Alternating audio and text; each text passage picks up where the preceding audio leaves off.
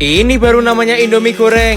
Cuman perlu dua bahan, Indomie dan juga telur. Pertama kalian kocok dulu telurnya dan campur dengan setengah bumbu dari Indomie gorengnya hingga rata. Nah kalau udah, masukin tuminya dan lapisi dengan telur sampai ke dalam-dalamnya. Terus kita goreng di api kecil aja biar nggak gosong. Kalau udah kekuningan, tambahin sisa telurnya. Kalau kita udah masukin sisa telurnya tadi, kita mau goreng di api besar sampai kecoklatan kayak gini. Terus kita tiriskan. Terakhir kita tinggal taburin sisa bumbunya tadi. Jangan lupa sambelnya, kecapnya, bawang goreng, dan minyak bawangnya juga. Jadi deh, gampang pol kan, asli ini rasanya enak banget, bikin ketagihan.